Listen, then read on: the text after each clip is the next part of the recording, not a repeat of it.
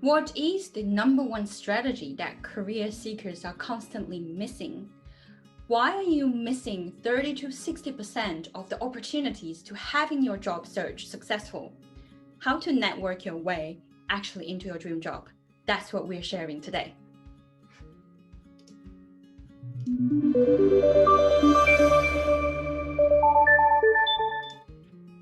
Hi, career seekers, Jade from Sydney, helping you to find and land in a career that is aligned with who you are and meaningful to what you stand for in your life. All right, what's the number one strategy career seekers are missing? So they are not really getting, or they're missing 30 to 60% of the chances of getting into that job.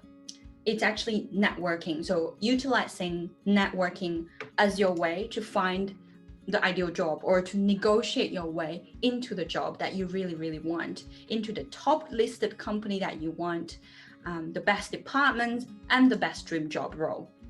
All right, let me get started sharing the structure of the video today. I expect it will be quite a long video, so I'll break it down to you in several sections. The first section is breaking down what does it really mean by using network to job search, to career search. And secondly, what are the deadly mistakes or how are people doing it wrong?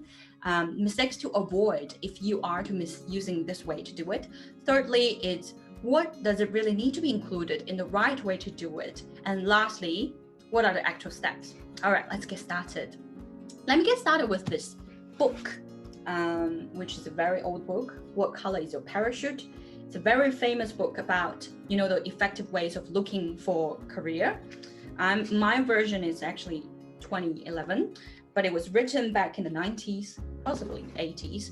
And the 5 effective ways that's listed in this book was already talking about 30 to 60% increase of your job search success by utilizing network. All right, so there's one video I've actually made on naturally networking. You can go and have a look on my channel. But I just want to briefly touch on what is networking, because I feel like there are some misunderstanding of it. So there's several components. First of all, networking, you're literally building relationship. So when we say a relationship, there's several things. It has to be mutually beneficial. It should be pleasant for both of you to continue.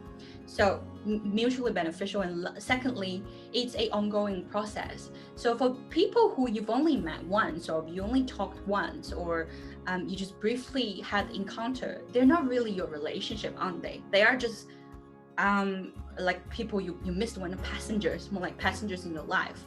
But we are talking about relationship. We're talking about actual network. So the second point is it should be several communication. It should be a prolonged relationship. Of course, it can be a shorter prolonged, but still there are several communications. It's not just a one-off. If it's a one-off communication, it's probably not really a relationship. And lastly, it should be there should be trust in it, and so that people really enjoy the encounter between you two to be able to help you or for you to help them. So that's the several key points that I got from building relationship that I have to shift my mindset and eventually enjoy doing it. So you're just really looking for someone who you can naturally get along or strategically get along, that is mutually beneficial, that is pleasant to you, that is pleasant to them. There are several encounters or continuous communications that's helping both of you. That's how simple it is. So you don't have to be anyone or everyone. You really need to find the right person. Okay, so that's just explaining a little bit of what does it really mean. I'll share how powerful networking can be.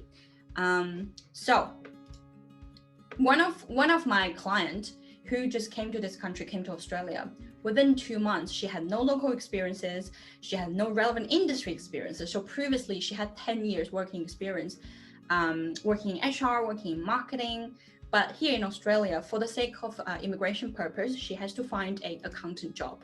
She's never done an accounting job before, and she has no local experiences. And within 2 months, she was able to find it in Brisbane. It was a top five public accounting firm. And the secret behind that is networking, is what we utilize, this really good strategy. And Another example that I always share to my client is, as of now, I am coaching quite a few senior clients who are, in their 40s or 50s, who are in senior roles, senior managers or general managers. And guess when they're looking for a job, what's the main source of them finding a job or securing an interview? 90% it's their network. So that's how powerful it is. And when you're senior enough, you are really leveraging or utilizing the network that you've built before to get the fruit out of it, to really find the next dream job. That's how powerful it is. So it's not just 30 to 60% as this parachute book mentioned. Sometimes it's creating the opportunity out of nothing. A lot of the times it's really, and you can reach out to really good companies that you probably haven't dreamed of. But of course, it comes back to the right strategy. What's your strengths? Are you the right fit? Are you presenting yourself in the right way to be able to nail that process? All right, let's go on to some of the common mistakes to avoid, or the way that people are doing it, but it's not the right way. First of all, it's of course not using it, not using networking at all. And I have to say probably around 60 to 70% of my clients are not using it at all. Meaning they don't even probably have a LinkedIn profile, meaning they probably never had any networking conversations, or when it comes to job search, they are only applying online. And then it comes to the second group of people. They are using it, but they're not using it in the right way. How do I mean by that? There are people who are so brave. I have done this previously before I became a career coach when I was in the early age looking for a job. Really bravely, deliver your resume to door, go to shopping center, and then I remember I went to Cotton On to deliver my resume, or cold calling any company, just suggesting you're a good fit, finding if they have opportunities, which is good. But that's not the best way. And cold calling, I have to say, is one of the hardest things that you want to do. And there are easier ways and there are more effective ways. What is that? It's about, having a systematic approach, having your strategy behind, finding the right fit, the right timing, the right kind of company, the right kind of department, the right person, talking and saying the right things. It's what makes it work, makes it easier. And not to mention, you need to be authentic. It should be a natural progress and process. One example that I really like to give here, it's like a pickup line. It's like when you talk to girls on the street. Let's say this, if you met this could be, if you're a guy, then you're talking to a girl. If you're a girl, then you're talking to a guy. And imagine if it's a stranger, and then you just go to, hey lady, you're so beautiful, can I get your number? You can already guess 9 out of 10 times you probably will fail. Because if you are the receiver, you don't know this person at all, there's no trust, and there's not mutually beneficial, he is or she is only taking from you, of course you're going to say no. And that is very likely similar to what I was explaining. If you just go to someone, hey, can you give me a job opportunity? Hey, can you help me with this job? Or hey, can you just give me free information like this? That's why it didn't work. So I always say that networking, you need a plan, and it has to be persistent and consistent. It's not about, I'm going to try, and then you reach out to 5 people, or you bombarded 200 people in 4 days, and then it's not working and you just leave it alone.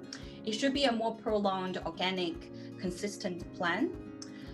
And lastly, this is one thing that people kept missing, or at least the one that didn't work, is seeing it as a relationship. It really should be an ongoing relationship. It should be building that ongoing connection, initiating, making sure maintaining that relationship, and not making it personal.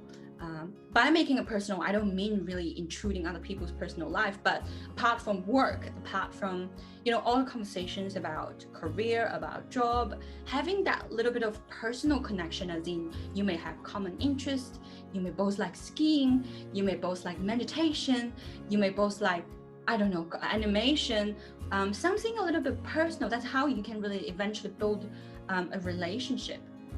So that's a few points that people can be missing when you're building a relationship. And the next one is what really should be included. again, two examples here, two stories here that I'd like to tell.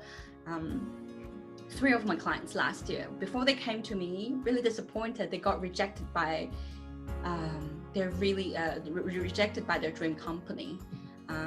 Reason being, there are probably several reasons. There could be not the best candidate perceived by the recruiter, not presenting themselves in the best way, or it was just the wrong timing. And eventually, by utilizing the right strategy, of course, it's also about repackaging them, seeing what they're not really presenting well, and improving what do they really need to improve, having more local experiences, industry knowledges, stuff like that, and then network to the right person. And eventually they all got the job, 3 of them in different industries. And the reason I'm giving this example is to tell you, even the company who reject you can still give you opportunity through network, not to mention all the other good opportunities out there. Another 2 is, I have clients who are working in remote area, Hobart, Perth. Perth is not that remote, but relatively there are less opportunities compared to Sydney and Melbourne. And they're working in a relatively not a job that's not having so much job opportunity. One is an audiologist, one is a social worker in the middle of Australia, close to Alice Springs, and one is a occupational therapist. And they were all working in relatively small towns and not so much job openings, and eventually be able to find it, all because they utilized networking, really connecting to the right person in the company, local companies, and then building that relationship, building that trust. And then when an opportunity comes, they were able to find that job in that way. So that's some examples that I can give you. Let's move on to what should be really included in the right networking way. First is knowing where and how to research for the right events or companies or occasions. So when we say networking, it can be online or offline. Finding the right events and then attending that events with a clear goal, whom or what kind of people you want to talk to, what sort of information you want to get, what exactly do you want to achieve here, and position yourself with good first impression, and knowing how to initiate and follow up connections to build more trust. Initiating can already be challenging to a lot of us, but how to do it authentically, on finding your way to feel more natural to do it, and making sure that you really follow up, because it should be an ongoing thing, but also assessing out which is working, which is not working as well. So eventually it can turn into a network. And next, discover potential, knowing where to discover the potential opportunities when you are networking or building that network. So you can suggest the right thing, say the right thing, or ask for the right kind of help that suits your need. And not to mention, behind all of that, it's knowing how to position yourself online and offline, showcasing your talent or packaging your unique blend of whatever you have done before, what you are good at, what you want to achieve for the next, say, 2 or 3 years, and your skills and your expertise within your field to look like a strong candidate, to ask for the right help. And consistently build the relationship and build the trust within this profile of people. So if you're doing that online, you need to make sure that on LinkedIn you are keep showing up consistently, even if it's just once every 10 days, even if it's just once every 2 weeks, has to be consistent. And natural networking scripts and templates that connect to the top performers, that utilize the natural networking skills to get the right kind of insight about the industry, about the company, about what's missing in you, what do you need to present more in front of the right kind of employer to 5 times your employability. I put 5 times here because one of my clients, before he came to me, he's looking for accountant jobs in Melbourne. He's been looking for a job for 4 months, and he just didn't think of utilizing LinkedIn. He didn't got any interview. So the second day after we revamped his LinkedIn profile, he got 3 calls, one from Michael Page, one from Page Personnel, and one from a small company. So right away, recruiters are finding him. So that's probably more than 5 times employability. All right, so that's the right key element for the whole process of networking. And what are the steps? The steps are first, knowing how to deal with recruiters and HR managers when they come to you. Even if it's just a short, quick call, what are they expecting? How do you best briefly introduce yourself? Stuff like, tell me about yourself, what's your background? And what's the next step? What do you need to ask? What do you need to make sure to ask them, to get out of them, to find out, so that you are in the best position for your job seeking process? And secondly, the second step is finding the right career expert for yourself. So this could be several group of people. Could be people that's on the recruiting side, HR recruiters, but it also could be your direct future managers or senior level managers in the company, ideal company that you want to work for. They could be people who are just senior in your team, or people at your certain level, same level if you join the team. And how do you talk to all of them? What do you really want to get out of all these people? How do you build relationship with all of them so eventually can help your career, whether it's job seeking or for building your project, having industry connections, having more mentors, advisors, and the list goes on. Next step is knowing how to prepare before you're reaching out to the network. This is very important for yourself because you need to have that clarity of what information do you want to get, what advices do you want to get that's going to be most useful for you. And then when it comes to the process of actually reaching out, it has to be several encounters, right? And how do you plan that out? What do you say in the first time? And how do you make sure the conversation is continuous? How do you make sure that connection can be ongoing? Or how do you decide whether you should pursue further on this connection or not? And not to mention, lastly, it's after networking, after you actually had a conversation, if you met them, if you had, let's say, whether it's an email conversation or a phone conversation or Zoom meeting or face-to-face or just a coffee chat, how do you build ongoing relationships? Those are the key steps, 5 key steps. And guess what? Where can you find them? I've actually built a course. That's what I'm reading off, the whole process of doing that. So within the course itself, you have all the key points that I've mentioned. I have video demonstrations on how you can do it. I have the guidebook so you can come up with your own scripts.